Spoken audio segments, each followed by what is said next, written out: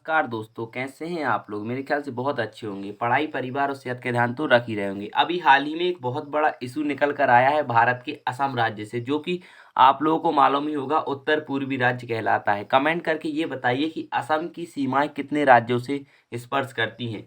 तो यहाँ पर इशू ये आया है कि अभी हाल ही में वहाँ पर असम सरकार ने जितने भी युवाओं ने बाल विवाह किए थे उन सभी को पकड़ पकड़ कर पॉक्सो एक्ट के तहत जेल में डाला जा रहा है।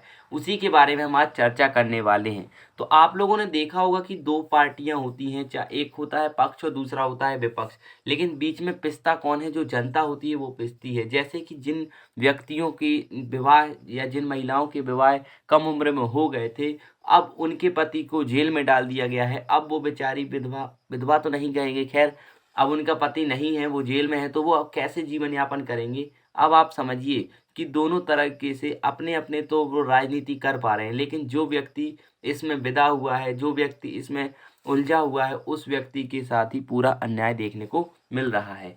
चलिए हम बात करेंगे असम में बाल विवाह के खिलाफ अभियान से बड़ा विवाद बनता हुआ दिखाई दे रहा है।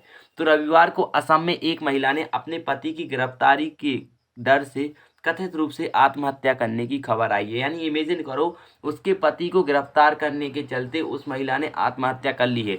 एक अन्य महिला ने भी धमकी दी है कि वह भी खुदकुशी कर लेगी। ये महिला बाल विवाह के खिलाफ चलाए जा रहे अभियान में अपने अपने घर के पुरुषों की गिरफ्तारी के खिलाफ प्रदर्शन कर रही है।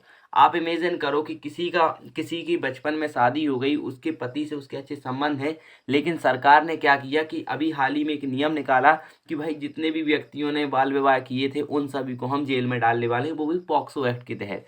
तो ऑल इंडिया मजलिस इत्तेहाद मुसलमीन, ये एक AIMIM जो आपने सुना होगा, असदुद्दीन ओवैसी उसके हेड हैं, वो उनका कहना है कि ये गिरफ्तारी सरकार पर निशाना साधा है और कहा है कि ये सारी जो गिरफ्तारियां हैं वो अडानी के मामले को रिटर्न करने के लिए की जा रही हैं। क्योंकि अडानी का जो भी हाल ही में मामला चल रहा है, आपको भी मालूम होगा कि हिडनबर्ग की जो रिपोर्ट आई थी उसके चलते अडानी के शेयर गिर रहे हैं और घोटाले की संभावना और घोटाले की बात कही जा रही है। इसके लिए ही सरकार क्या कर रही है, बार बार जो ये इस प्रकार की कार्रवाई करने में लगी हुई है। और केंद्र सरकार ने आंकड़े दिए हैं कि वर्ष 2018-19-20 के दौरान असम में मातृ मृत्यु दर सबसे अधिक रही है और 1 लाख शिशु को जन्म देने के दौरान 195 प्रसूतियों की मौत हो गई है। और नवजातों की मौत के मामले में असम देश में तीसरे स्थान पर आप लोगों को देखने को मिल जाएगा।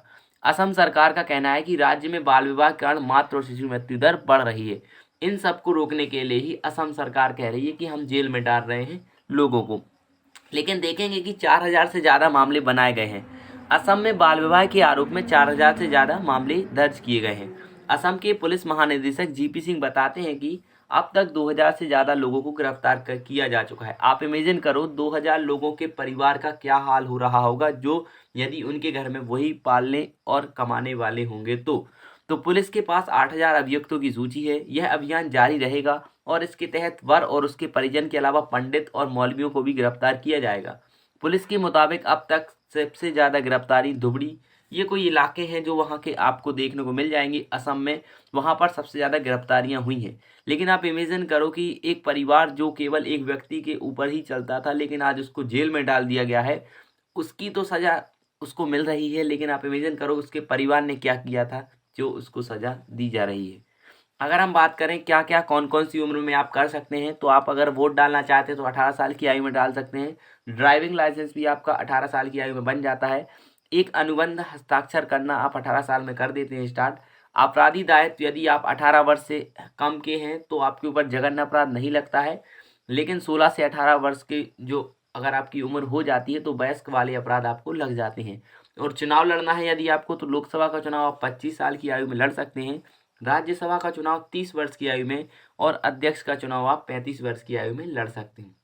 अगर हम बात करें हमारे देश में कब कब महिलाओं की आयु की उम्र बढ़ाने की बात कही गई हो या कब कब क्या क्या किया गया है, तो अगर हम बात करें तो देश में मुख्य रूप से आप यहाँ पे देख लीजिएगा, मुख्य रूप से पहली बार बाल विवाह का प्रथा को पहली बार 1929 में बाल विवाह निरोधक अधिनियम के माध्यम से कानूनी रूप से प्रतिबंधित किया गया था।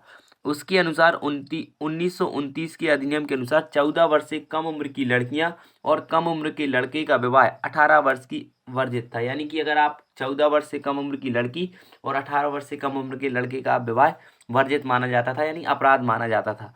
वैसे ही फिर 1978 में संशोधन किया गया और लड़की की उम्र 18 वर्ष और लड़के की उम्र 21 वर्ष कर दी गई। लेकिन अभी आपको मालूम है कि अभी एक और बढ़ाया गया है कि लड़के और लड़की की उम्र बराबर कर दी गई है, 21। आप लोगों ने देखा होगा, हमने इस पर भी एक वीडियो बनाया था।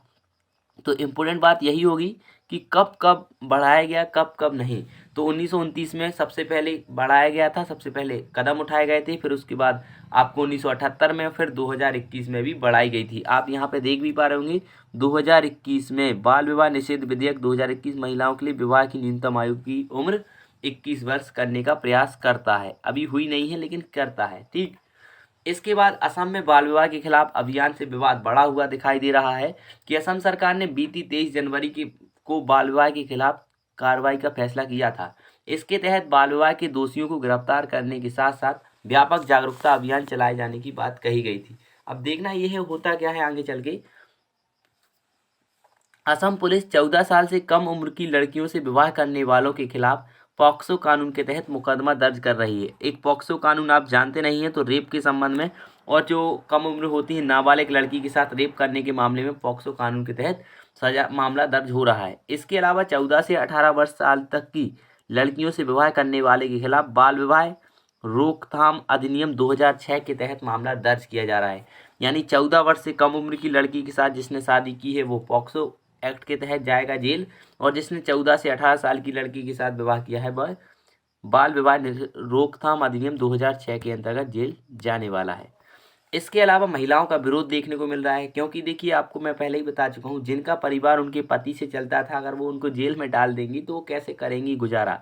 तो बीते सप्ताह के आखिर में पुलिस अभियान शुरू होने के बाद खासकर बांग्लादेश से सटे मुस्लिम धुबड़ी जिले में गिरफ्तारियों के विरोध में सैकड़ों महिलाएं सड़क पर उतर आईं।